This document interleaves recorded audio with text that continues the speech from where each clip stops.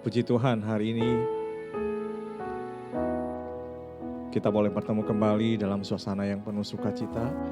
Mari saya undang kita semua untuk ikut ibadah dalam pagi hari ini. Kita mau siapkan hati dan roh kita untuk kita persembahkan kepada Tuhan. Mari bersama-sama kita angkat pujian ini sebagai bentuk pengagungan kita kepada Tuhan. Bahwa tidak ada yang seperti Tuhan. Tidak ada yang seperti Yesus yang dapat kita sembah di dalam kehidupan kita. Haleluya. Katakan pujian ini. Tiada yang seperti Engkau, oh Yesus, Kau mengatasi semua. Seluruh alam di tangan-Mu, dulu sekarang sampai selamanya. Tiada kasih yang sempurna, oh Yesus, Kau mengasihiku. Tiada kasih yang seindah seperti kasih Yesus Tuhanku. Kita ulang pujian ini dari awal. Katakan, tiada yang seperti Engkau, oh Yesus, Kau mengatasi semua. Seluruh alam di tangan-Mu, dulu sekarang sampai selamanya. Oh, tiada kasih yang sempurna, oh Yesus, Kau mengasihiku. Tiada kasih yang seindah kasih Yesus Tuhanku. Ku puji Kau, Allah yang berkuasa. Ku sembah Kau, Alfa dan Omega. Ku tinggikan Kau, Tuhan dan Rajaku. Ku puji Kau, Allah yang berkuasa. Ku sembah Kau, Alfa dan Omega. Ku tinggikan Kau, Tuhan dan Rajaku. Ku puji. Bapak Ibu, saya undang kita semua bangkit berdiri. Kita mau katakan, tiada yang seperti Engkau, oh Yesus, Kau mengatasi semua. Seluruh alam di tangan-Mu, dulu sekarang sampai selamanya. Tiada kasih yang sempurna, oh Yesus, Kau mengasihiku. Tiada kasih yang seindah seperti kasih Yesus Tuhanku.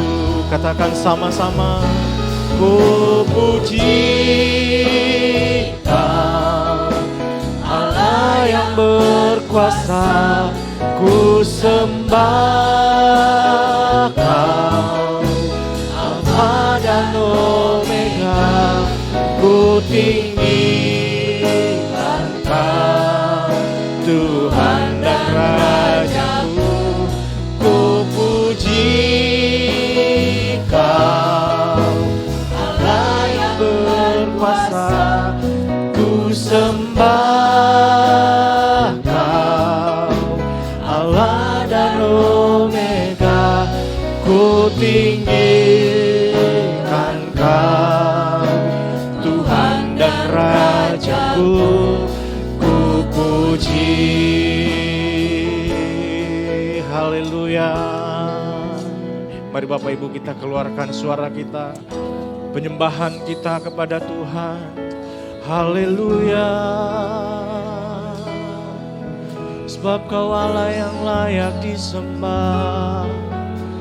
Kami puji, kami tinggikan. Haleluya.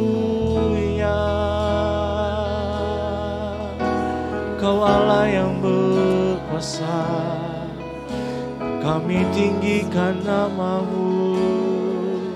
Oh, ku puji Kau, Allah yang berkuasa, ku sembah Kau. Alfa dan Omega, ku tinggikan Kau. Tuhan dan Raja, ku puji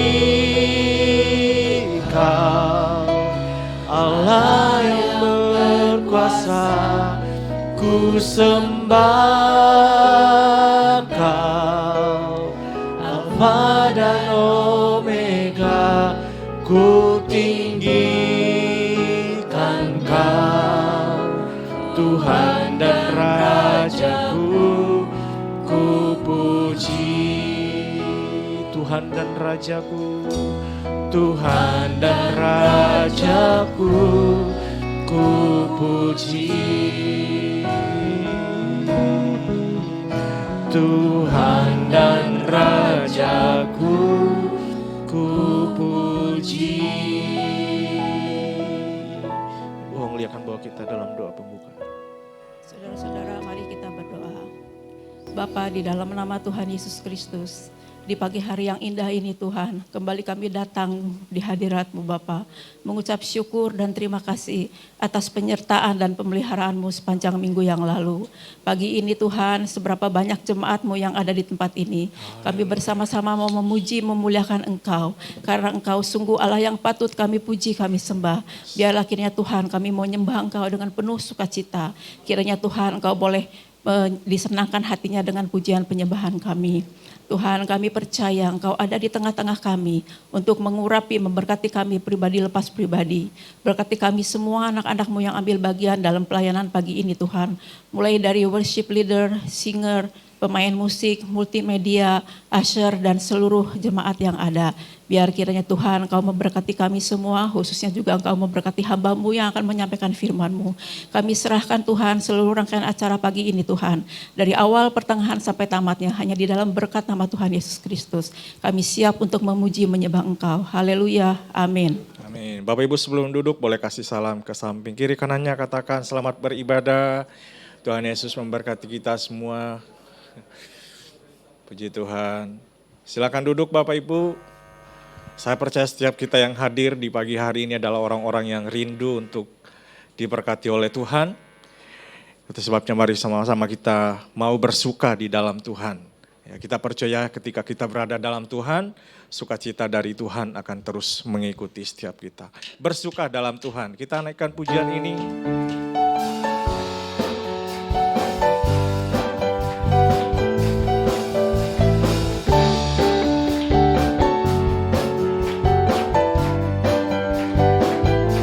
Katakan bersama. Hari ini, hari yang telah dijadikan Tuhan. Mari kita bersuka. Oh hari ini, hari yang telah dijadikan Tuhan, mari kita bersuka di dalam Tuhan, bersuka di dalam Tuhan, bersuka, bersuka, bersuka dalam Tuhan, mari bersuka, bersuka citalah. Oh bersuka, bersuka dalam Tuhan, sekarang bersuka, bersuka citalah. Bapak Ibu, saya undang kita semua bangkit berdiri. Hari ini, hari yang telah dijadikan Tuhan, mari kita bersuka. Hari ini, oh hari ini, hari yang telah dijadikan Tuhan, mari kita bersuka di dalam Tuhan, di dalam Tuhan, bersuka di dalam Tuhan, bersuka, bersuka, bersuka dalam Tuhan, mari bersuka, bersuka citalah. Oh bersuka, bersuka dalam Tuhan, sekarang bersuka, bersuka citalah. Bapak Ibu boleh tangannya katakan bersuka, bersuka dalam Tuhan, sekali bersuka, oh bersuka citalah.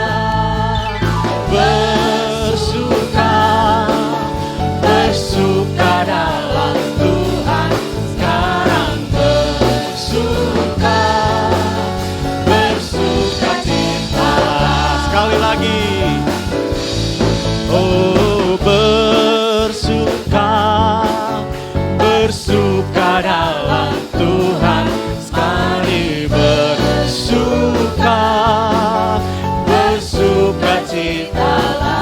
Bersuka, bersuka dalam Tuhan, sekarang bersuka, bersuka citalah. Sekarang bersuka, sekarang bersuka, bersuka, sekarang bersuka, bersuka citalah. Haleluya. Bapak Ibu, orang-orang yang bersuka cita biasanya kelihatan dari wajahnya. Saya mau lihat Bapak Ibu kasih senyum yang paling manis buat teman-teman di samping kiri kanannya. Ya, kita percaya bahwa sukacita dalam Tuhan adalah sukacita yang kita dambakan bersama-sama, dan saya percaya semua ada di tengah-tengah kita di pagi hari ini. Boleh duduk Bapak Ibu? Ya, kita mau lanjutkan pujian kita, Aku Berjalan Tanpa Beban.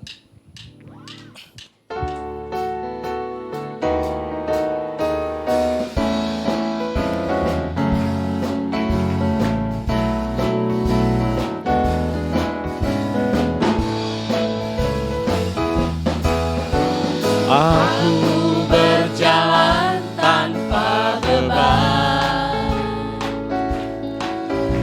semua sudah diselesaikan oleh darahnya, ku ditebus dari dosa. Tak ada lagi penghukuman, bukan oleh kuatku, kebenaran-Mu. Aku dapat berdiri tegak hanya oleh anugerah-Nya yang besar. Aku berjalan tanpa beban. Katakan, aku dikasihi, aku dikasihi, aku dilindungi, aku dipelihara oleh kuasa-Nya. Aku dikasihi, aku dilindungi, aku dipelihara oleh kuasa-Nya. Aku tidak dapat mengerti mengapa Dia baik padaku. Hanya satu hal yang dapat ku ceritakan, aku berjalan tanpa beban. Katakan pujian ini kembali. Aku berjalan tanpa beban. Semua sudah diselesaikan oleh darah-Nya, ku ditebus dari dosa. Tak ada lagi penghukuman, bukan oleh kebenaran-Ku. Aku dapat berdiri tegak, tapi hanya oleh anugerah-Nya yang besar. Aku berjalan tanpa beban. Katakan sama-sama, aku dikasihi, aku dikasihi, aku dilindungi, aku dipelihara oleh kuasa-Nya. Aku dikasihi, aku dilindungi, aku dipelihara oleh kuasa-Nya.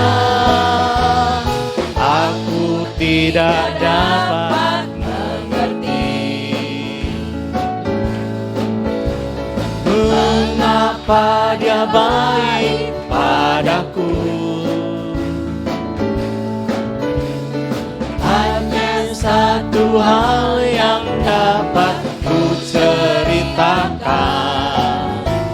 aku berjalan tanpa beban. Hanya satu hal, hanya satu hal yang dapat ku ceritakan, aku berjalan tanpa beban. Aku berjalan, aku berjalan tanpa beban. Haleluya. Bapak Ibu, kita akan melanjutkan puji-pujian kita. Mari boleh sekali lagi kita bangkit berdiri Bapak Ibu. Kita berjalan tanpa beban karena kita punya sobat yang setia. Sobat kita adalah Tuhan Yesus. Ada satu sobatku yang setia, mari kita naikkan pujian ini.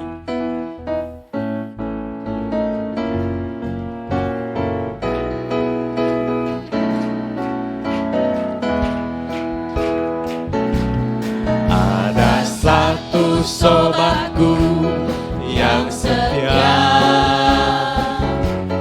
tak pernah dia tinggalkan diriku. Di waktu aku susah, waktu ku sendirian, Dia selalu menemani diriku. Ada satu sobatku, ada satu sobatku yang setia, tak pernah dia tinggalkan diriku.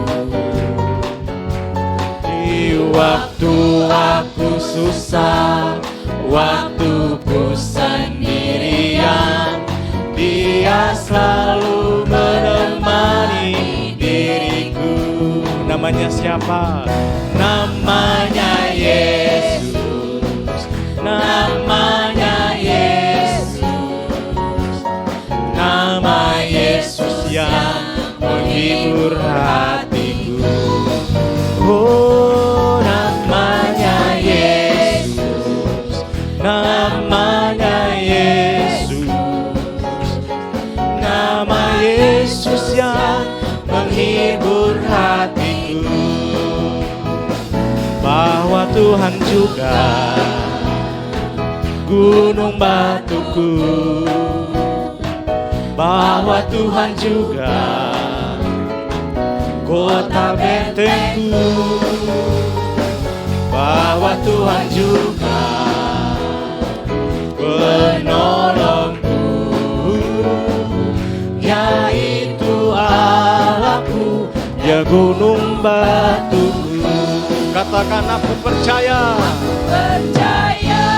akan dia perlindunganku. Aku percaya akan dia tanduk selamatku. Aku percaya akan dia sang perisaiku, tempat perlindungan yang tinggi. Katakan kembali bahwa Tuhan juga gunung batuku, bahwa Tuhan juga kota bentengku, bahwa Tuhan juga penolongku, yaitu Allahku dan gunung batuku. Aku percaya akan dia perlindunganku. Aku percaya akan dia tanduk selamatku. Aku percaya akan dia sang perisaiku, tempat perlindungan yang tinggi. Sekali lagi aku percaya akan dia perlindunganku. Aku percaya akan dia tanduk selamatku. Aku percaya akan dia sang perisaiku, tempat perlindungan yang tinggi. Tempat perlindungan, tempat perlindungan yang tinggi. Tempat perlindungan, tempat perlindungan yang tinggi. Haleluya. Silakan duduk Bapak Ibu. Saatnya kita mempersiapkan hati kita bersama untuk menerima berkat kebenaran firman Tuhan di pagi hari ini. Saya percaya ketika Tuhan melayakkan kita untuk datang di rumahnya yang kudus di tempat ini, saya percaya itu semua karena anugerah Tuhan. Melalui pengorbanannya kita layak untuk kita datang di pagi hari ini. Mari bersama-sama kita naikkan pujian ini, kasih Allahku sungguh telah terbukti.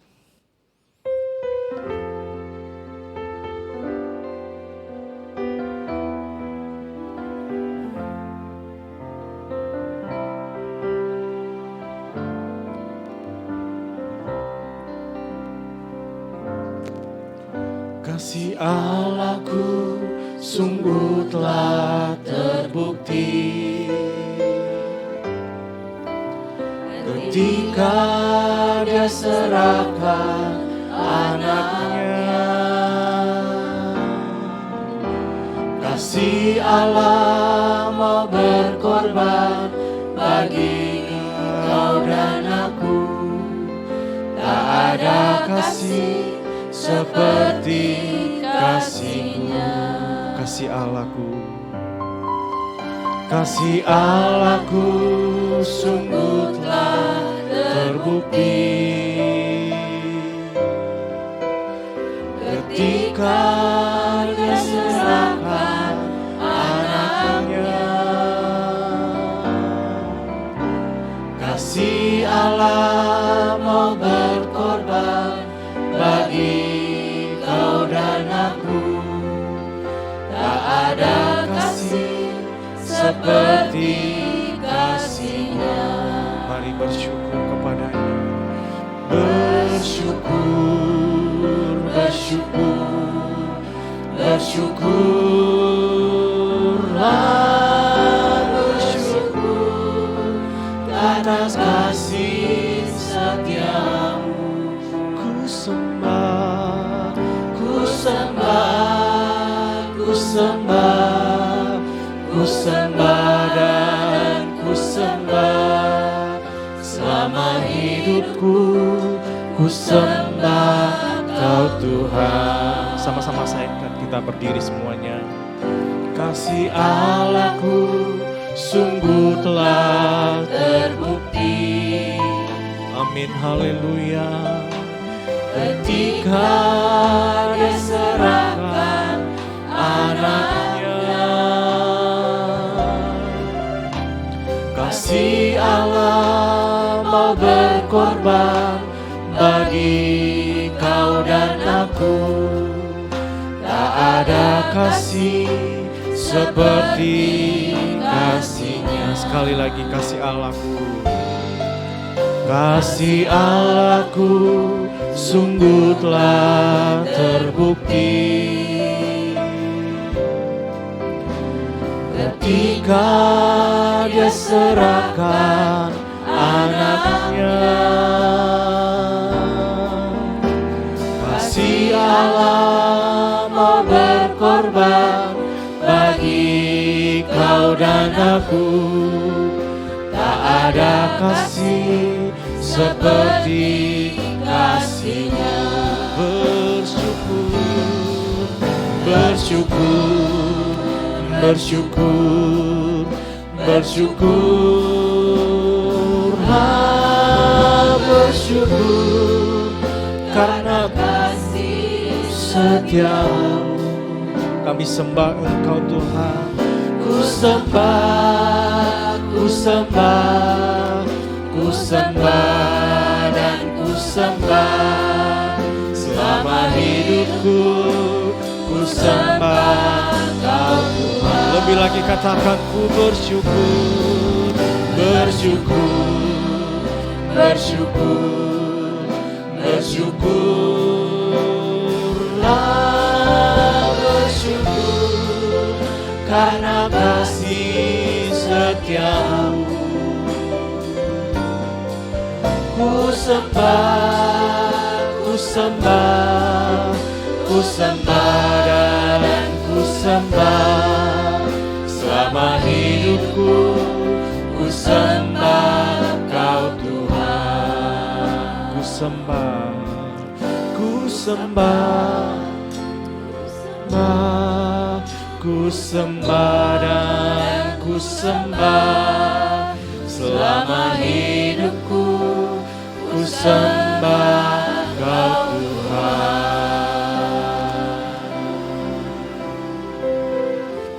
Haleluya. Bu Rina akan bawa kita dalam doa firman Tuhan. Haleluya.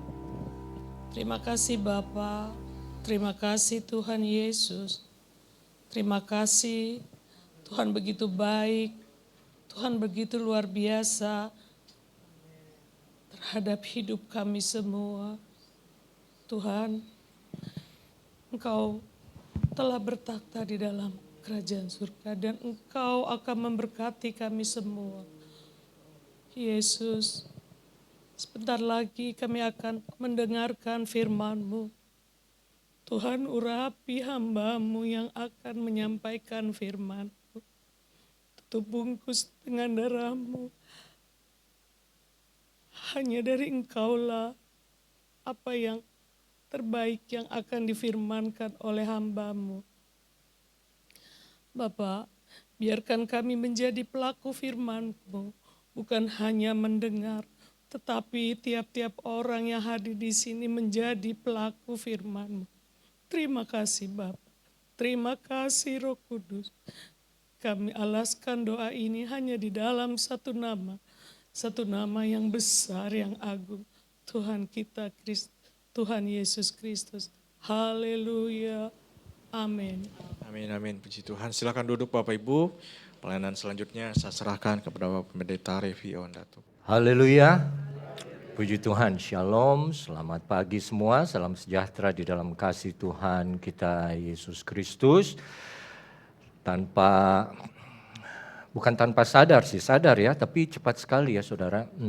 Udah Agustus lagi, perasaan baru saja saya memberkati pernikahan saudari Lauren tahun lalu, Desember kalau nggak salah ya. Tahu udah mau Desember lagi. Dan dunia masih gitu-gitu aja ya. Dolar masih 18.000, Pertamina Dex masih 21.000 lebih ya. Presiden kita masih Prabowo. Ya gimana pun juga itu presiden pilihan saya juga ya. Waktu pemilu terakhir memang kalau dalam hidup itu, kalau ada yang pernah tanya ke saya, Rev pernah menyesal enggak?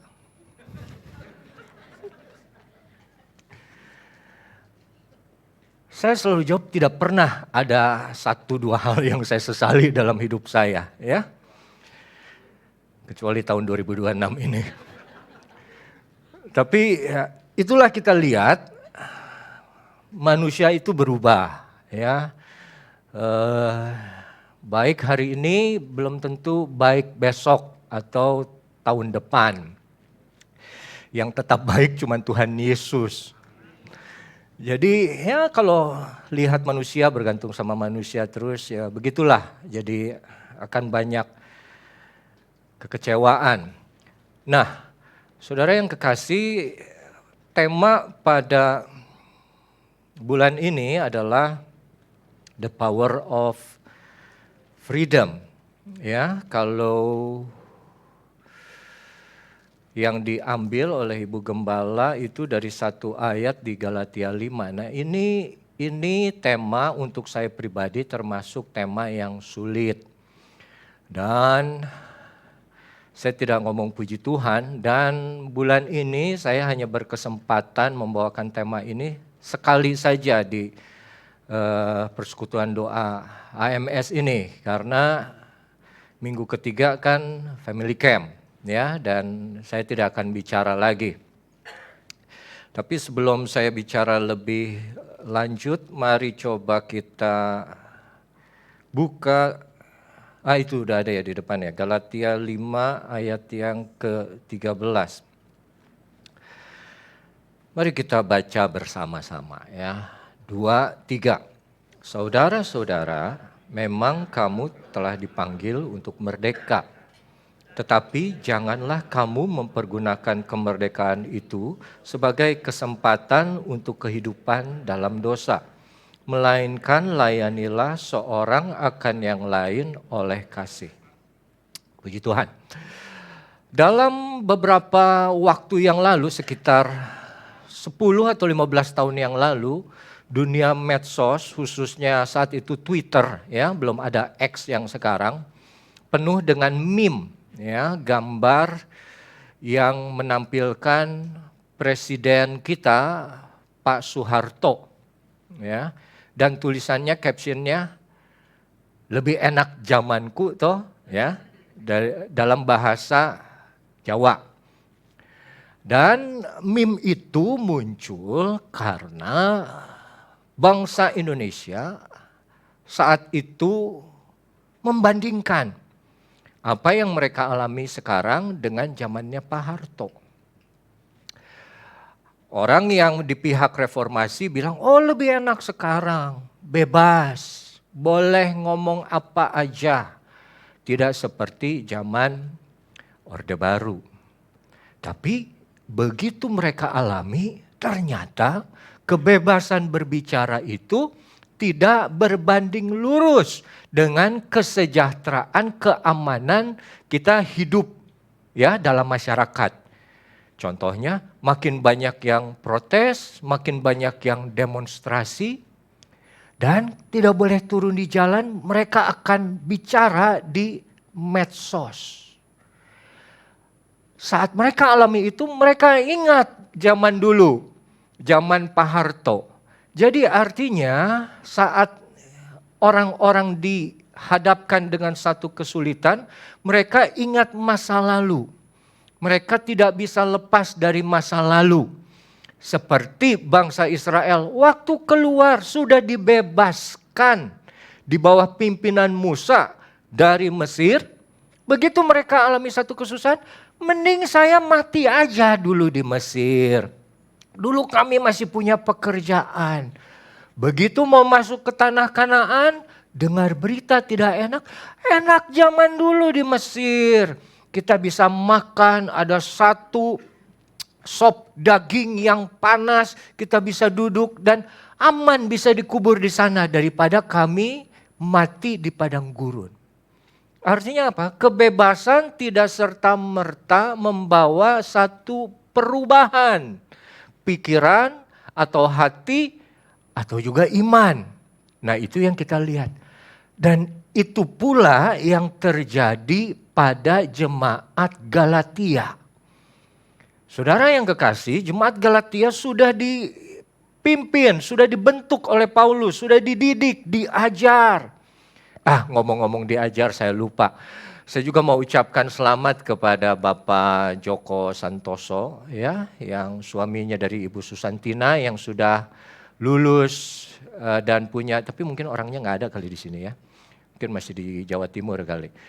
Beliau sudah lulus MTH Magister Teologi, ya, Bapak Joko yang melayani di sekolah minggu.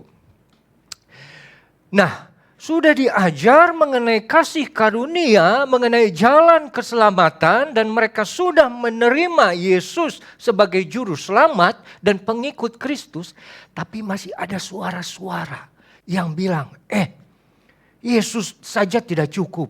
Kamu masih perlu melakukan hukum Taurat.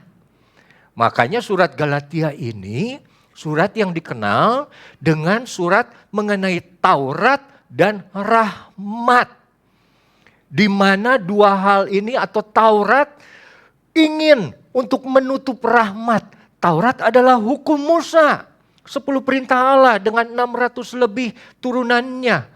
Karunia atau rahmat adalah yang kita dapat dari Yesus Kristus. Taurat mengajarkan untuk kamu dibenarkan, mendapatkan keselamatan, kamu harus bekerja, kamu harus melakukan tanpa kurang, tanpa celah, tanpa salah sedikit pun semua Taurat. Kalau kamu bisa melakukannya, kamu menjadi orang benar. Sedangkan rahmat atau kasih karunia mengajarkan, kalau kamu percaya saja, kamu dibenarkan. Jadi ini dua hal yang bertentangan. Jemaat Galatia sudah menerima Yesus, tapi masih ada 1-2 orang yang bilang, kamu masih perlu disunat. Untuk apa? Untuk kamu selamat atau menerima pembenaran dari Allah. Nah, saudara yang kekasih,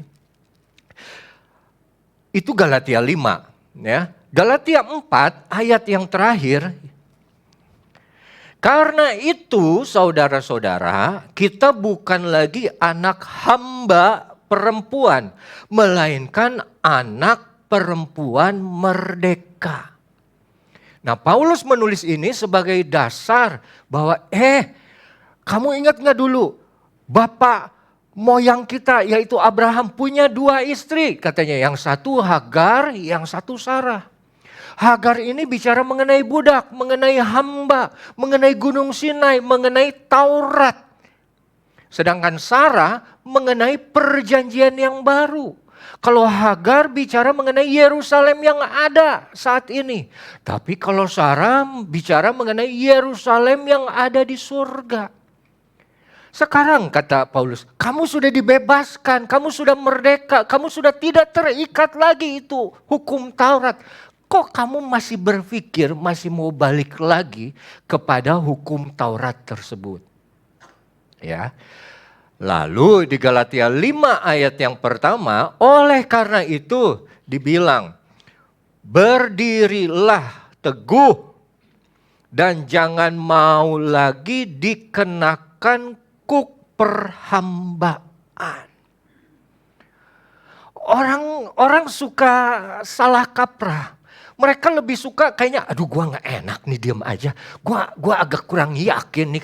Kok semudah itu ya? Semudah apa maksudnya? Cuman disuruh percaya aja dan terima Yesus sebagai Tuhan dan Juru Selamat, maka kamu akan menerima keselamatan. Kayaknya gak genah gitu, ada yang kurang gitu. Kok gua diem aja? Sedangkan dulu gue harus bekerja ini, bekerja itu. Ada ratusan yang harus gue lakukan untuk mendapatkan sesuatu. Nah itu manusia. Sudah Tuhan yang bekerja, Tuhan yang mati ganti kita. Kita masih, kayaknya kalau lu jadi orang Kristen lu udah gak boleh lagi ngerokok. Lu udah gak boleh lagi minum minuman keras. Lu udah gak boleh lagi nonton film di bioskop. Masih banyak aturan-aturan tambahan yang seperti itu ditambah-tambahkan. Kenapa emangnya? Kalau lu masih ngerokok, lu gak masuk surga. Bukan seperti itu cara pemikirannya. Kok keselamatan yang Tuhan sudah berikan melalui pengorbanan di kayu salib yang mahal bisa dibatalkan hanya oleh sebatang rokok. Bukan saya membenarkan orang yang merokok atau orang yang berjudi atau orang yang melakukan dosa yang lain. Tapi kalau orang yang sudah percaya bahwa hidupnya adalah karena kasih karunia Tuhan, dia tidak perlu lagi disuruh, dilarang untuk jauh dari hal-hal yang seperti itu. Secara otomatis dia akan memisahkan dirinya. Daripada apa? Dari hal-hal yang membawa dia jatuh ke dalam dosa kembali. Saudara yang kekasih, kalau orang sudah percaya kasih karunia yang membuat dia ada, kasih karunia yang akan membawa dia nanti sampai kepada keselamatan yang kekal, nggak perlu diatur lagi. Dia akan menjauhi dirinya dari segala pergaulan yang sesat, teman-teman yang buruk. Sampai ada satu orang yang saya lihat di dalam satu wawancara. Dia bilang, ini artis, kenapa lu sekarang nggak tinggal lagi di Jakarta? Artis ya, jadi bukan lagi masalah uang, ini mahal biaya sewa, enggak lah. Karena kalau gue di Jakarta, gue gaulnya sama orang itu lagi. Kalau gue ketemu orang itu lagi, gue bisa jatuh lagi ke kesalahan yang sama. Oleh karena itu gue tinggal di Lampung. Kalau gue ada kerjaan deket. Nah orang yang sudah ada kasih karunia, dia sadar keberadaan dirinya dan tidak perlu lagi diatur oleh aturan-aturan hukum Taurat. Jangan begini, jangan begitu, harus lakukan ini, harus lakukan itu. Karena secara sadar kasih karunia yang datang dari Tuhan mulai merubah hatinya, mulai merubah pikirannya. Saudara ingat, hukum dari luar. Tapi kalau kasih karunia yang Tuhan berikan, itu tinggal di dalam hati dan pikiran kita. Nah, dengan latar belakang seperti itu, latar belakang bahwa apa? Jemaat Galatia pengen balik lagi kepada Taurat. Taurat kembali mengajarkan kamu akan mendapatkan kebebasan kalau kamu sudah dapat itu bebas. Ya, atau saat kamu mendapatkan kebebasan, maka kamu akan bebas. Tapi kalau kasih karunia bilang kamu sudah dibebaskan dengan harga yang mahal melalui kematian Tuhan Yesus Kristus. Ya. Dan Taurat itu hanya memberi perintah saja. Dia hanya menuntut saja, kamu harus ini, kamu harus itu, kamu tidak boleh ini, tidak boleh itu. Hanya sifatnya melarang tanpa memberi jalan keluar. Taurat itu gak mau tahu, pokoknya kamu harus begini, harus begitu. Sedangkan kasih karunia memberikan jalan keluar. Memberikan kemampuan kepada manusia untuk apa? Untuk hidup dalam keselamatan. Begini saudara. Taurat, kita harus melakukan semuanya dengan sempurna, baru akan dapat keselamatan. Tapi ini Taurat yang jumlahnya 600 lebih, satu saja gagal semuanya. Kasih karunia, itu diberikan secara cuma-cuma keselamatan. Kita sudah dinaikkan posisinya, dipindahkan ke posisinya dari anak yang durhaka kepada anak Allah di dalam kerajaan surga. Posisinya diperbaharui oleh Tuhan. Ini pindah nih, bukan karena pekerjaanku, bukan karena usahaku, tapi karena kasih karunia Tuhan diberikan keselamatan itu. Pindah nih ke tempat yang baru, pindah nih ke status yang baru. Setelah itu kasih karunia memberikan kemampuan kepada kita melalui kuasa Roh Kudus untuk tetap di dalam keselamatan. Kalau saudara lihat perbandingannya, saudara pilih yang mana? Kasih karunia. Tidak mau hukum Taurat. Kasih karunia kita mau, kenapa? Karena Tuhan yang sudah bekerja sepenuhnya. Saudara, satu penginjil saya kutip ya, namanya C.H. Mackintosh, dia bilang Taurat hanya menuntut kekuatan dari orang-orang yang tidak memilikinya. Kamu harus mampu. Kamu harus bisa mengerjakan semua Taurat itu dengan sempurna. Tapi Injil memberikan kekuatan kepada mereka yang tidak memilikinya. Kasih karunia itu beda. Dua hal itu. Antara Taurat dan rahmat. Nah contohnya begini. Kalau ada satu orang, misalnya kita lapar. Terus kita ada di pinggir laut. Terus ada orang bilang, kamu lapar, kamu pengen makan. Ya saya pengen makan. Oke, itu laut, luas, banyak ikannya. Kamu kalau pengen dapat ikan kakap, kamu pergi ke situ. Jam segitu. Kalau kamu ingin dapat ikan kerapu misalnya, kamu pergi ke sana. Jam ke sana. Kalau kamu ingin dapat ikan tuna, dan ikan-ikan yang lainnya kamu pergi dengan cara begini, cara begitu. Kamu bisa dapat itu ikan dan kamu akan makan. Tapi dia cuman kasih tahu kamu harus tangkap di sana, kamu harus lakukan itu. Tapi dia tidak memberikan. Ini ada perahunya, ini ada kailnya, ini ada umpannya. Kita disuruh kerja sendiri untuk mendapatkan apa yang kita perlukan. Sedangkan rahmat, anugerah, kita yang sama, kita butuh makan, terus kita ketemu satu orang, dia tidak kasih tahu kamu harus nangkap ikannya di mana.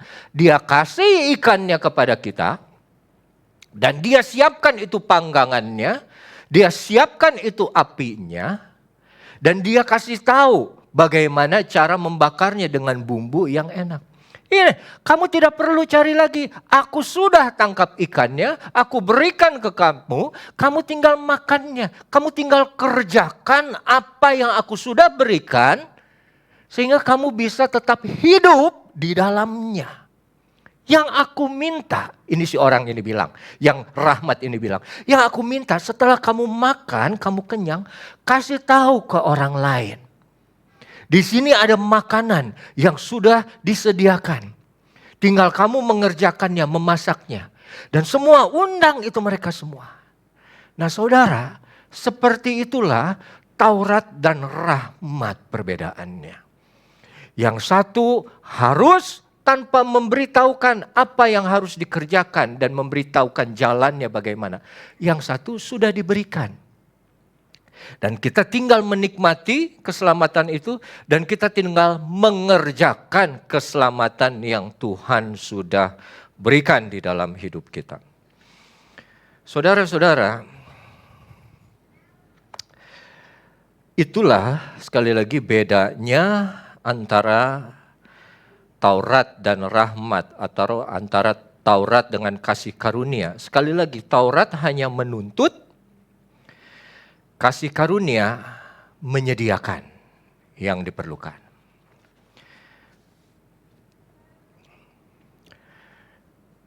Nah, kalau kita ada di posisi yang sama seperti orang itu, kita agak nggak enak, kita agak bingung. Kok bisa semudah itu? Sebetulnya tidak mudah. Tapi karena keselamatan memang tidak bisa didapat oleh usaha kita sendiri. Dan kita hanya bisa dapat di dalam Yesus Kristus, satu-satunya jalan, satu-satunya kebenaran, dan satu-satunya hidup yang kekal itu, maka kita hanya bisa terima saja. Banyak orang sekali lagi, makanya satu-satunya agama yang mengajarkan tentang keselamatan yang diberikan oleh Tuhan hanya di dalam Kristus Yesus. Agama yang lain, kamu harus banyak lagi bersedekah, beramal, berbagi, memberi, berbuat baik. Untuk apa? Supaya selamat. Kalau kita tidak, beda. Jadi saat orang yang mendapat kebaikan ini dibanding dengan orang yang harus mengerjakan untuk mendapat kebaikan, itu seperti begini, saudara. Setiap setiap pemerintahan yang baru, waktu presiden terpilih, itu semua pers menunggu siapa yang diangkat menjadi menteri oleh presiden.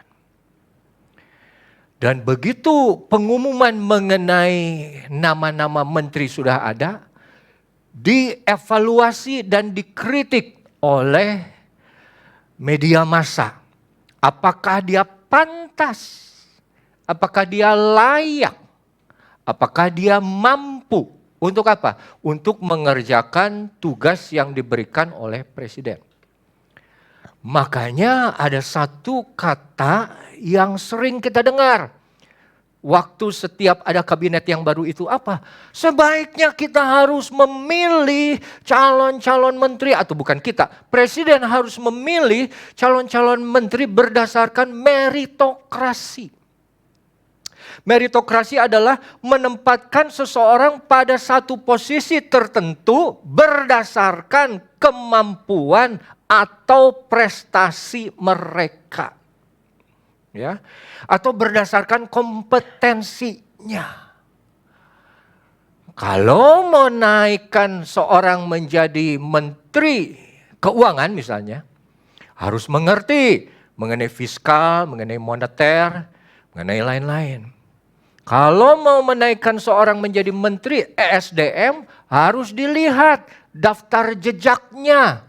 Meritokrasi adalah menempatkan seseorang pada posisi tertentu sesuai dengan kemampuan atau prestasi atau kompetensinya.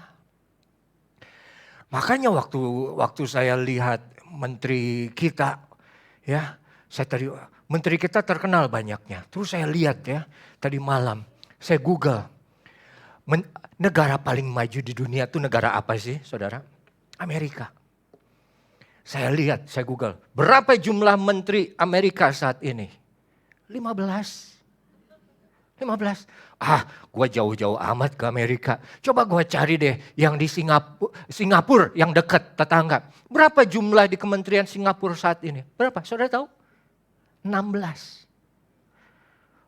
Coba kalau di Asia, macan Asia yang disebut ekonominya kuat juga katanya, Jepang, 19. Terus saya pikir, tapi mungkin Indonesia butuh menteri lebih banyak daripada negara-negara itu karena jumlah penduduk kita lebih banyak dari Singapura. Cina, yang memang penduduknya 1,4 M gitu, berapa dia punya menteri? 24. Kita punya menteri 53. Wakil menteri lebih banyak daripada menterinya. Nah, kerjanya apa? Nah, saya tidak mau mengomentari kinerja menteri. Tapi yang saya mau kita lihat, meritokrasi adalah lawan daripada nepotisme. Kalau seseorang menempatkan seseorang yang lain dalam posisi tertentu berdasarkan kemampuan, prestasi, dan kompetensinya, itu meritokrasi. Tapi kalau seseorang tidak menempatkan seseorang dalam posisi tertentu, itu bisa salah satunya nepotisme. Karena kenal, karena teman, atau karena saudara. Yesus Kristus menempatkan saudara dan saya di satu posisi sebagai anak Allah untuk menerima keselamatan dari Dia. Apakah berdasarkan kemampuan kita? Tidak. Apakah berdasarkan kompetensi kita? Tidak. Apakah berdasarkan prestasi kita? Tidak. Artinya apa? Kita ditempatkan, dipilih untuk menerima keselamatan, bukan meritokrasi. Dan kalau saya mau ajak saudara melihat contoh-contoh manusia-manusia atau orang-orang yang dipilih atau yang dipanggil oleh Tuhan di Alkitab, tidak semua, tapi kita lihat aja beberapa aja. Misalnya Abraham, dipanggil Tuhan umur berapa? Umur 75. Kalau mau disebut tidak produktif lagi, tapi dipanggil oleh Tuhan. Yakub dipanggil oleh Tuhan. Kok bisa dipanggil? Padahal dia seorang penipu. Juga Sarah. Kok bisa Sarah dipanggil Tuhan atau dipilih Tuhan? Padahal dia seorang yang tidak sabaran. Tuhan sudah janji mau kasih anak, dia tidak sabar. Bram, ambil aja itu si Hagar jadiin istri. Supaya kita bisa punya anak. Tapi yang seperti itu yang dipilih oleh Allah. Nuh juga sempat mabuk.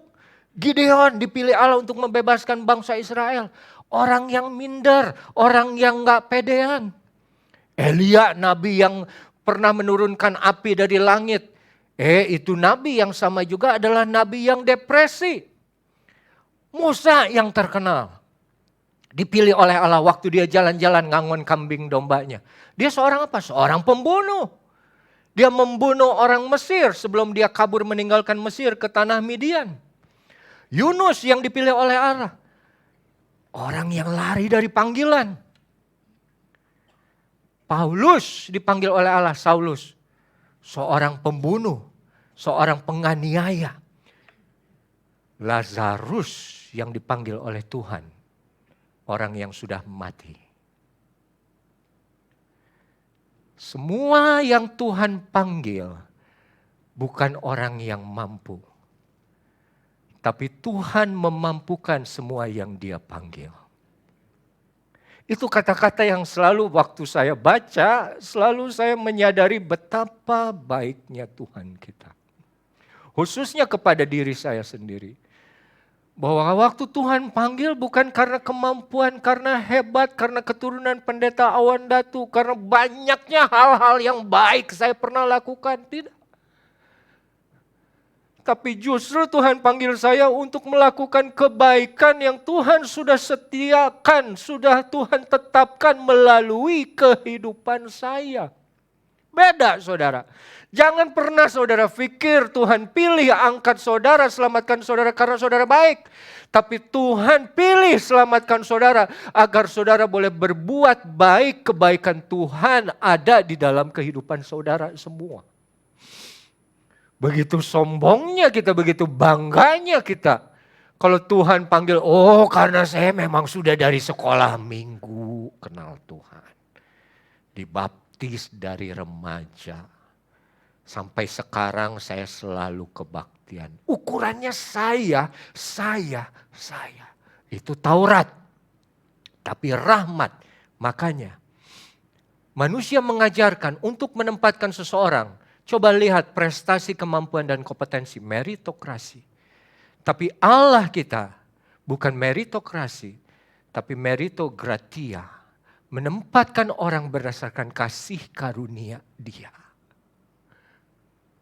Kita ada di tempat yang baru, keselamatan yang sudah dijanjikan. Bukan karena kebaikan kita, tapi karena kasih karunia Tuhan. Dan ini yang Tuhan terus ingatkan. Kenapa? Karena kita sering lupa. Saudara yang kekasih, kasih karunia bukan diberikan kepada yang layak, tapi dia melayakkan orang yang diberi dan yang menerimanya. Saat kita dipanggil, coba kita lihat Efesus pasal 2. Efesus pasal 2 ayat yang pertama. Jangan pernah kita lupa, kamu sudah mati. Kamu dulu sudah mati karena pelanggaran dan dosa. Sudah mati. Kenapa? Karena ayat 2 bilang kamu hidup di dalamnya. Karena kamu mengikuti jalan dunia itu. Karena kamu mentaati penguasa kerajaan angkasa, yaitu roh yang sekarang sedang bekerja di antara orang durhaka. Lagi juga dibilang, dahulu kami semua juga terhitung di antara mereka. Paulus bilang, ketika kami hidup di dalam nafsu daging dan menuruti kehendak daging dan pikiran kami yang jahat. Ini keluar dari satu hati yang sadar. Paulus, ya, bahwa dia juga termasuk orang-orang yang dulu jahat. Dan pada dasarnya dibilang, kami adalah orang yang harus dimurkai sama seperti mereka yang lain. Ayat 4, tetapi Allah yang kaya dengan rahmat dan kasih-Nya yang besar, yang dilimpahkannya kepada kita, sudah menghidupkan kita bersama-sama dengan Kristus, sekalipun kita sudah mati oleh kesalahan kita, oleh kasih karunia kamu diselamatkan. Itu saudara. Dibilang kamu sudah mati. Orang mati bisa merespon atau tidak? Tidak. Jadi sepenuhnya memang kita boleh hidup kembali itu karena kasih karunia Tuhan. Apa yang Paulus maksudkan di sini kematian adalah kematian rohani. Sekali lagi, roh yang sudah mati, yang tidak peka lagi. Pikiran yang sudah mati, yang tidak lagi memikirkan hal-hal yang di atas. Orang berdosa tidak bisa memikirkan hal-hal yang di atas. Mereka hanya memikirkan hal-hal yang di bawah. Hal yang sehari-hari. Hal yang duniawi. Bagaimana pikiran bisa memikirkan hal yang di atas? Dengan pengorbanan Kristus, kasih karunia-Nya. Maka kita punya hati baru. Pikiran kita diperbaharui selalu. Roh kita kembali bangkit untuk apa? Kembali berhubungan dengan Tuhan pencipta kita. Nah, saudara yang kekasih, the power of freedom adalah kuasa dari kebebasan yang Tuhan sudah berikan melalui kasih karunia-Nya. Karena kasih karunia membebaskan kita dari hukum Taurat. Kita bisa nilai dari mana? Nah, ini saya masuk ke 5 menit terakhir dari khotbah saya. Kalau orang masih begini, orang boleh ngaku Kristen ya, karena apa yang dia kerjakan, yaitu beribadah, kebaktian. Oleh karena itu gue Kristen karena gue kebaktian.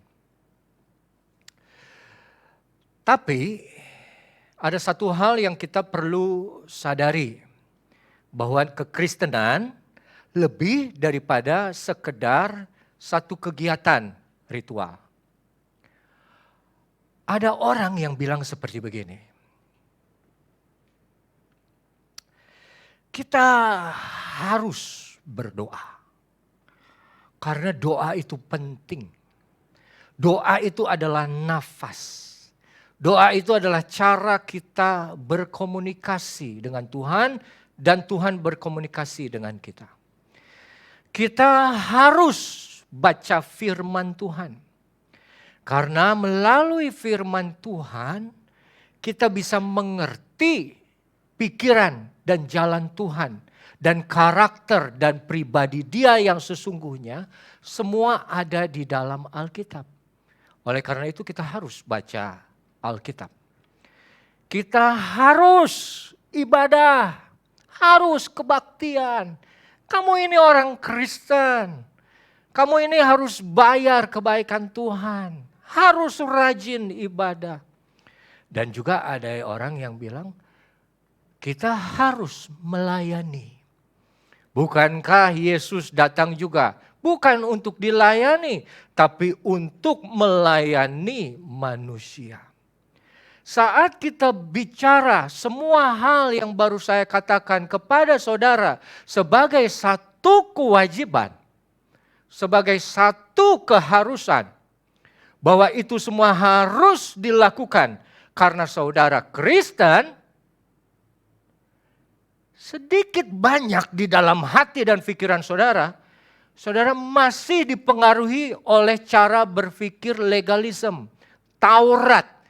Bahwa aku mendapatkan itu karena aku melakukan ini semua.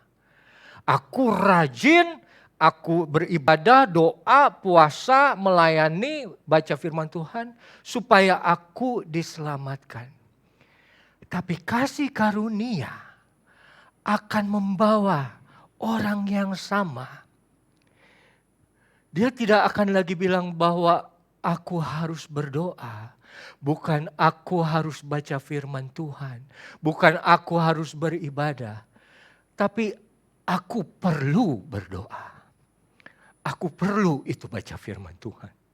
Aku perlu datang ke rumah Tuhan. Aku perlu ada di tengah-tengah persekutuan dengan orang-orang yang memiliki hati yang sama untuk datang menyembah Dia. Aku perlu ada di dalam satu ibadah. Aku perlu untuk ada selalu di dalam pelayanan. Saudara, begitu saudara bilang harus, itu menjadikan satu beban, satu tugas. Tapi begitu ada satu kesadaran, no. Saya pergi kebaktian bukan karena saya harus, tapi karena saya perlu ibadah. Saya doa bukan karena saya disuruh, dan orang seperti itu tidak perlu disuruh lagi. Ayo rajin ibadah, ayo rajin baca Alkitab, ayo rajin berdoa, ayo aktif melayani. No, kenapa? Karena kasih karunia akan membawa orang yang sudah sadar bahwa hidupnya itu karena kasih karunia. Dia memerlukan kasih itu terus berkelanjutan. Dan dia sadar bahwa doa, firman Tuhan, ibadah dan pelayanan bukan satu keharusan, tapi satu kebutuhan. Saya tidak bisa lihat kadar kerohanian saudara. Hanya Tuhan yang bisa lihat. Tapi dari firman Tuhan yang memberikan pemahaman seperti itu. Coba lihat. Ada di mana saudara? Apakah saudara senang waktu saudara doa? Apakah saudara senang waktu saudara datang ibadah? Apakah saudara senang waktu saudara melayani? Atau saudara penuh dengan satu keluh, mengeluh, aduh kok saya lagi? Kenapa saya lagi? Saya baru saja minggu lalu, baru saja saya bulan lalu. Saya tidak ngomong saudara yang ada di sini, tapi yang di tempat lain, yang di Cianjur. Oh, kenapa? Saya kan sudah baru saja pelayanan. Kapan? 2 bulan lalu, 1 bulan lalu, sebagai ini, sebagai itu. Karena mereka melihat itu sebagai satu kewajiban, satu pekerjaan. Tapi kalau kasih karunia yang sesungguhnya ada di dalam kehidupan saudara. Saudara melakukan itu semua sekali lagi. Berdoa, baca firman Tuhan. Melayani. Ibadah. Saudara akan lakukan dengan satu kerinduan yang sesungguhnya. Bahwa saudara perlu kasih karunia itu. Makanya selalu saya bilang, Kita tidak bisa paksa orang datang kebaktian. Kita tidak bisa paksa orang untuk berdoa. Mau pendeta siapapun, mau rasul siapapun, mau Elia hidup lagi, ngomong di depan saudara, suruh rajin baca Alkitab. Kalau tidak ada satu kehausan, satu kerinduan, satu kesadaran bahwa kasih karunia yang sudah menyelamatkannya. Nanti saudara lihat ya. Waktu saudara melakukan satu kegiatan yang sama dengan dua intensitas yang berbeda. Satu karena kewajiban, satu karena kebutuhan. Hasilnya beda. Untuk pribadi saya, waktu saya melakukan itu semua bukan karena kewajiban, tapi karena saya perlu. Saya perlu baca firman Tuhan, saya perlu berdoa, saya perlu ibadah ada dalam rumah Tuhan. Dan saya perlu melayani, kenapa? Karena Tuhan saya yang sangat baik, yang tidak melihat masa lalu saya, yang tidak mempertimbangkan semua kesalahan dan dosa saya. Sudah mati untuk saya dan menempatkan saya di posisi yang tidak pernah bisa saya dapatkan dengan hasil usaha saya. Kalau bukan hanya karena perbuatannya Dia yang besar, yang kekal itu. Dan waktu saya lakukan itu semua dengan satu kesadaran, ada satu perubahan yang besar di dalam kehidupan saya sehari-hari, saudara. Bahwa dulu satu hal yang membuat saya kesal, tapi sekarang hal yang sama tidak membuat saya kesal lagi. Karena ada suatu kuasa dari kasih karunia yang memberikan kemerdekaan dari itu semua. Kuasa dari kasih karunia yang melupakan bahwa kenapa aku Tuhan mendapatkan hal ini? Bukankah aku sudah rajin ibadah? Kenapa Tuhan aku menerima hal yang sulit? Bukankah aku sudah rajin berdoa? Kenapa Tuhan aku mengalami kesulitan? Bukankah aku sudah rajin melayani? No. Kasih karunia akan membawa kita ke dalam pemikiran. Apapun yang aku terima sekarang itu semua karena kebaikan Tuhan. Dan aku percaya di tempat yang baru ini, selama aku memerlukan dan mencari Engkau Tuhan terus memberikan satu kekuatan yang baru, satu kasih karunia yang baru terus setiap hari. Agar apa? Memampukan kita untuk tetap berada di dalam keselamatan yang Tuhan sudah berikan. Tidak ada jalan lain selain kita harus ada di dalam kasih karunia Tuhan terus menerus supaya kita tetap ada di dalam keselamatan itu.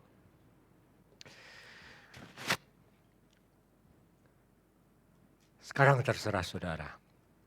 Tapi saya rindu saudara semua. Pada akhirnya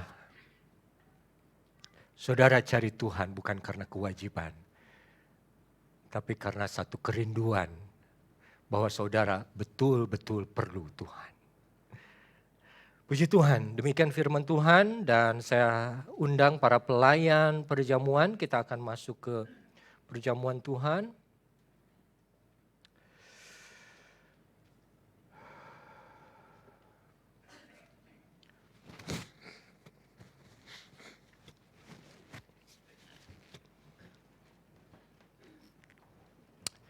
Mari kita tunduk kepala dan berdoa.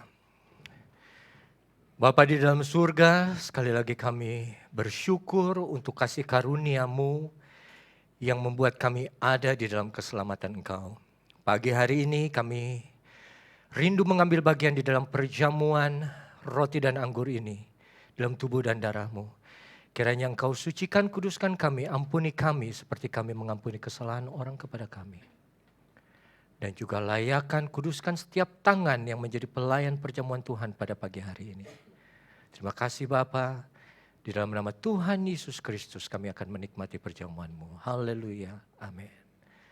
Kita angkat pujian seperti yang Kau ingini. Bukan dengan barang fana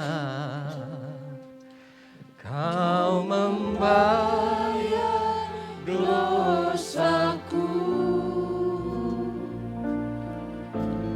dengan darah yang mahal,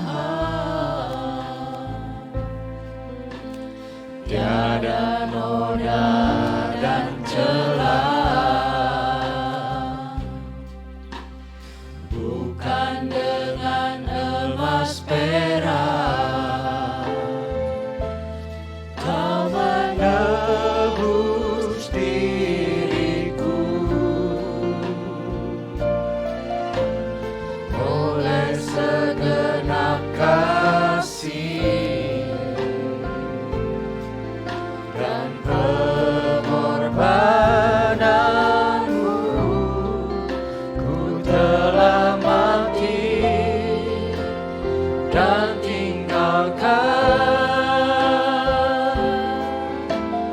cara hidupku yang lama.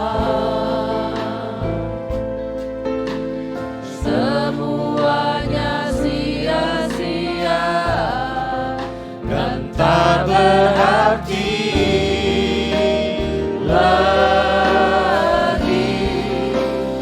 Hidup ini ku letakkan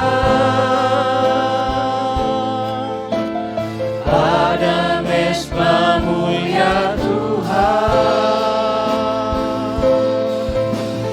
Jadilah padaku seperti yang Kau ingini. Yang belum terlayani tolong angkat tangan. Bukan dengan jarang fana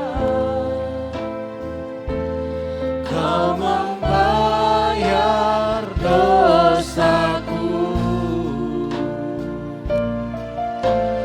dengan cara yang mahal. Tiada noda dan celah, bukan dengan emas perak. Kau menebus diriku dengan segenap kasih.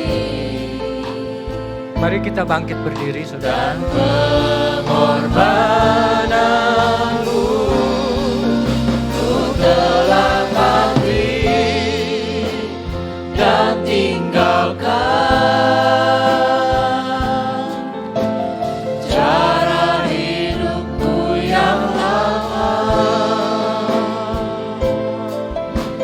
Semuanya sia-sia dan tak berarti lagi. Hidup ini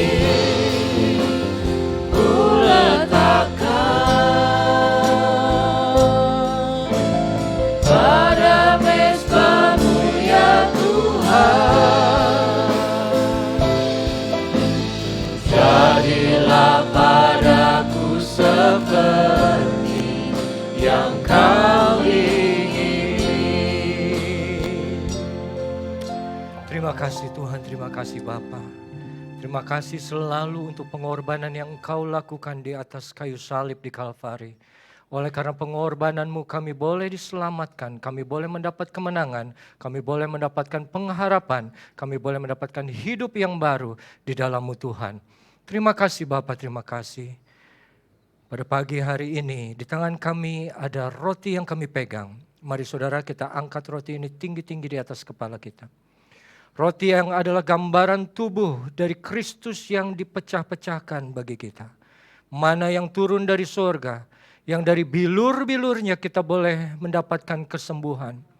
Oleh karena itu, pada malam terakhir Tuhan berfirman, semuanya sudah kuteruskan dan aku terima dari Tuhan bahwa Tuhan Yesus pada malam ia diserahkan mengambil roti. Dan sesudah itu ia mengucap syukur atasnya, ia memecah-mecahkannya dan berkata, inilah tubuhku yang diserahkan bagi kamu, perbuatlah ini menjadi peringatan akan aku. Selalu dengan penuh rasa syukur untuk apa yang dia sudah lakukan. Dan percaya tetap ada kuasa di dalam bilur-bilurnya Tuhan Yesus. Mari kita makan roti ini di dalam nama Tuhan Yesus Kristus. Haleluya.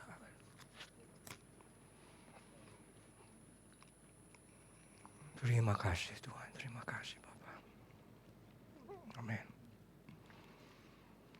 Amin. Haleluya, terima kasih. Mari kita angkat anggur ini dengan hati-hati di atas kepala kita. Anggur yang merupakan lambang dari darah anak domba Allah yang tidak bernoda dan tidak bercacat, yang mampu menghapuskan dosa seluruh isi umat manusia. Dan di tangan kita lah ada kuasa yang tidak terbatas, yang sekali membenarkan untuk selama-lamanya. Dan firman juga berkata, ia mengambil cawan sesudah makan, lalu berkata, cawan ini adalah perjanjian baru yang dimeteraikan oleh darahku. Berbuatlah ini setiap kali kamu meminumnya menjadi peringatan akan aku. Sebab tiap kali kamu makan roti dan minum cawan ini, kamu memberitakan kematian Tuhan sampai ia datang. Sekali lagi dengan hati yang penuh rasa syukur untuk pengorbanan dia di atas kayu salib, untuk darah yang tercurah. Dengan iman yang sepenuhnya tetap percaya ada kuasa yang tidak terbatas melalui darah Kristus. Mari kita minum anggur ini di dalam nama Tuhan Yesus Kristus. Haleluya. Amin, Yesus, amin. Terima kasih Tuhan. Ku telah mati dan tinggalkan Cara hidupku yang lama, semuanya sia-sia dan tak berarti. Saya undang Ibu Melda untuk maju berdoa. Ini ku letakkan Pada mezbah-Mu ya Tuhan, jadilah padaku seperti yang Kau ingini. Benar Tuhan, terima kasih untuk firman-Mu pada pagi hari ini. Kami telah dimerdekakan oleh Engkau, oleh firman-Mu Tuhan.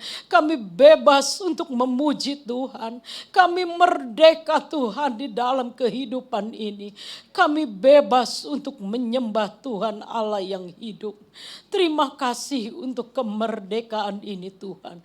Terima kasih untuk anugerah-Mu dalam hidup ini Tuhan. Kami tidak lagi menjadi budak Tuhan, tetapi kami menjadi hamba-Mu ya Tuhan. Pakai kami Tuhan menjadi alat-Mu, menjadi hamba-Mu yang setia. Dengan kebebasan yang Tuhan berikan pada hidup ini, agar kami tetap berada dalam jalur firman-Mu Tuhan. Pakai hidup ini seperti apa yang Kau ingini Tuhan. Jangan kami Tuhan, jangan kami kebebasan ini disalahgunakan dalam hidup ini. Menjadi sesuatu yang berdosa di hadapan Tuhan. Ajar kami menghargai Tuhan. Kebebasan, kemerdekaan yang Tuhan berikan bagi kami setiap anak-anak-Mu Tuhan. Kami bebas, kami merdeka oleh firman-Mu. Tetapi Tuhan, ajar kami Tuhan memiliki rasa Tuhan, perlu akan Engkau Tuhan. Perlu Tuhan dalam setiap hari. Hari lepas hari Tuhan pimpin langkah kami Tuhan. Tuhan pimpin kami semua anak-anak-Mu Bapa. Anak-anak-Mu di persekutuan doa AMS ini Tuhan. Tuhan pimpin dari pimpinan kami Ibu Gembala, Ibu Melani Awondatu. Dari yang tua muda terus sampai ke anak-anak kecil. Tuhan kami serahkan hidup ini ke dalam pimpinan tangan Tuhan. Ajar kami menggunakan kemerdekaan ini sesuai dengan mau-Mu, sesuai dengan firman-Mu Tuhan. Terima kasih untuk hamba-Mu Bapak Pendeta Revi Awondatu.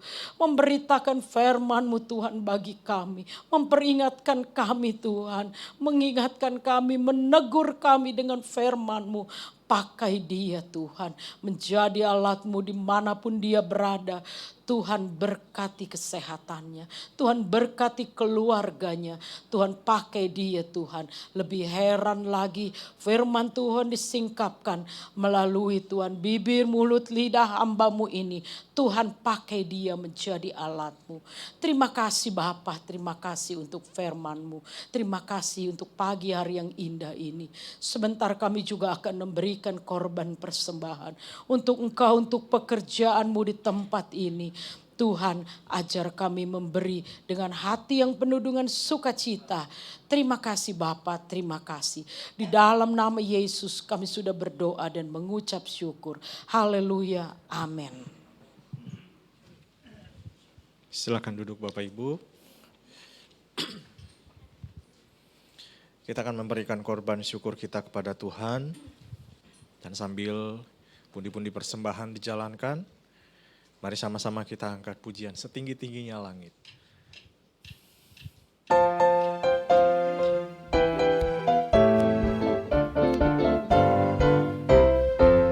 Setinggi-tingginya langit, lebih tinggi kasih Yesusku.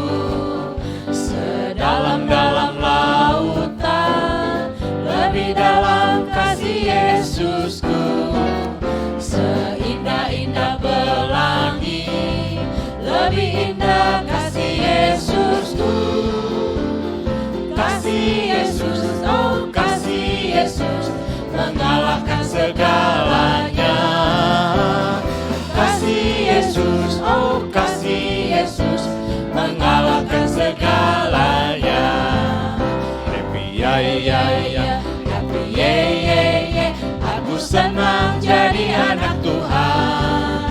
Siang jadi kenangan, malam jadi impian, cintaku semakin mendalam. Happy ya ya ya, Happy ya ya ya, happy ye ye ye, aku senang jadi anak Tuhan. Siang jadi kenangan, malam jadi impian, cintaku semakin mendalam. Setinggi-tingginya langit, lebih tinggi kasih Yesusku. Sedalam-dalam lautan, lebih dalam kasih Yesusku. Seindah-indah pelangi, lebih indah kasih Yesusku. Kasih Yesus, oh kasih Yesus, mengalahkan segalanya. Kasih Yesus, oh kasih Yesus, mengalahkan segalanya. Mengalahkan segalanya. Puji Tuhan. Terima kasih atas persembahan Bapak Ibu. Tuhan Yesus memberkati. Dan saatnya kita akan tamatkan ibadah kita di pagi hari ini. Nanti juga saya persilakan untuk anak-anak sekolah minggu maju ke depan untuk nanti didoakan oleh Bapak Pendeta Revi. Dan sama-sama kita bangkit berdiri Bapak Ibu. Kita akan mengakhiri ibadah kita hari ini, besar anugerah-Mu.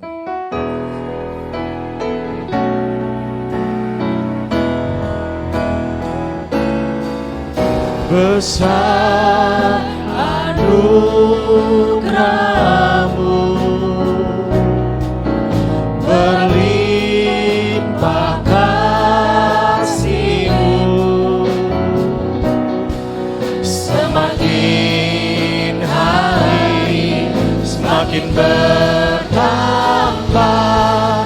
Besar anugerah-Mu, besar anugerah-Mu. Saya persilakan Pak Pendeta Revi untuk maju ke depan. Anugerah-Mu, berlimpah kasih-Mu, semakin hari semakin bertambah. Besar anugerah-Mu,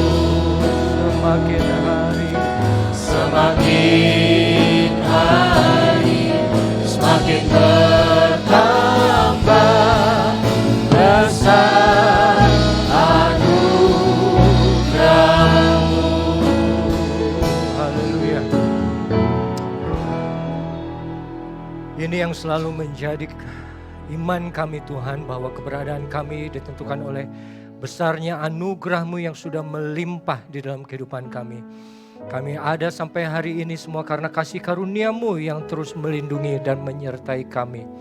Kami percaya Tuhan masih banyak perjalanan yang masih harus kami lalui. Tapi kami percaya pun kami mampu melewati itu semua karena pertolongan-Mu Tuhan di dalam kehidupan kami. Kami percaya Engkau Tuhan yang tidak pernah meninggalkan, tidak pernah membiarkan kami untuk berjalan sendiri. Terima kasih Bapa, terima kasih Tuhan untuk ibadah yang sudah Engkau berkati. Di hadapan kami Tuhan ada anak-anak dan cucu-cucu kami yang berdiri. Dan kami percaya kasih karunia yang sama yang sudah Kau berikan kepada kami ada di atas kehidupan mereka semua. Oleh karena itu saudara, kalau boleh arahkan tangan saudara ke arah anak-anak yang di depan. Tuhan, kami satukan hati, kiranya Engkau berkati setiap anak-anak kami ini. Penyertaan-Mu yang sempurna, pemeliharaan-Mu yang terus ada, dimanapun mereka berada, di rumah, di sekolah, di tempat ini, di gereja ini. Penyertaan Tuhan melalui malaikat-Mu senantiasa ada menjaga dan melindungi mereka. Lindungi mereka dari tangan-tangan orang jahat. Lindungi mereka dari niat-niat orang yang tidak baik. Lindungi mereka dari kuasa-kuasa roh yang jahat. Juga lindungi mereka dari segala macam penyakit yang tidak baik Tuhan. Kami percaya Tuhan di dalam perlindungan-Mu, anak-anak ini akan tumbuh menjadi anak yang baik, anak yang sehat, dan terutama anak yang takut akan Tuhan. Berkati keluarga di mana mereka bertumbuh. Berkati guru-guru sekolah minggu yang sudah mendidik mereka selama ini. Di sekolah mereka menjadi anak yang pintar, anak yang sehat, anak yang diberkati Tuhan. Terima kasih Tuhan, berkati juga orang tua mereka yang mendidik mereka. Jadikan orang tua yang takut akan Tuhan, membesarkan mereka di dalam iman yang benar, pengenalan Tuhan yang baik. Terima kasih Bapa, terima kasih Tuhan. Bapa dalam surga, hamba-Mu berdoa untuk setiap umat-Mu yang datang pada pagi hari ini. Mereka yang setia selalu datang mencari-Mu Tuhan. Mereka yang membutuhkan pertolongan-Mu Tuhan. Kiranya tangan kasih dan kuasa-Mu selalu ada di dalam setiap kehidupan umat-Mu. Di dalam kehidupan keseharian mereka. Apa yang sudah Engkau percayakan untuk mereka kerjakan. Pekerjaan, karir, usaha mereka, Engkau berkati Tuhan. Keluarga mereka, Engkau berkati Tuhan. Terutama iman percaya mereka, kiranya Engkau tambah-tambahkan senantiasa Tuhan. Apa yang menjadi masalah mereka, kiranya Engkau berikan jalan keluar. Mereka yang lemah, kiranya Engkau kuatkan. Mereka yang di dalam sakit penyakit, kiranya Engkau jamah dan Engkau sembuhkan dengan kuasa-Mu yang tidak terbatas. Mereka yang mencari pekerjaan, kiranya Engkau boleh beri yang terbaik, yang sesuai dengan rencana-Mu yang indah. Terima kasih Tuhan, terima kasih Bapa. Kami juga satukan hati berdoa untuk Ibu Gembala kami. Kiranya juga kekuatan, kesehatan boleh menjadi bagian beliau. Hikmat marifat dari Tuhan juga boleh memimpin beliau menjadi gembala di depan kami. Terima kasih Tuhan, terima kasih Bapa. Engkau berkati juga saudara-saudara yang sudah ambil bagian di dalam pelayanan pada siang hari ini. Kiranya Engkau berkati pelayanan mereka, keluarga mereka. Sekiranya apa yang mereka berikan di dalam pelayanan ini, Engkau terima sebagai persembahan yang harum. Terima kasih Tuhan, terima kasih. Kami juga sisipkan doa untuk kota kami Jakarta. Kiranya tangan Tuhan boleh ada di atas kota ini. Keamanan boleh menjadi bagian dari kota ini. Sehingga kami semua yang tinggal, bekerja, yang berusaha di dalamnya boleh merasakan tangan Tuhan selalu menyertai kami semua. Terima kasih Bapa, terima kasih Yesus. Dan sekarang saudara, marilah kita arahkan hati dan pikiran kita hanya kepada Dia. Dan kita angkat kedua tangan kita. Pulanglah dengan membawa berkat dan rahmat dari anugerah Allah yang tidak terbatas. Kasih sayang, damai sejahtera Yesus. Dan juga persekutuan, penyertaan Roh Kudus senantiasa mengikat kita menjadi satu. Mulai siang hari ini sampai Maranatha, Tuhan datang kembali yang kedua. Di dalam nama satu di atas segala nama, nama yang berkuasa, nama Tuhan Yesus Kristus, kami sudah berdoa. Yang percaya sudah merdeka, katakan bersama-sama, amin. Tuhan Yesus berkati.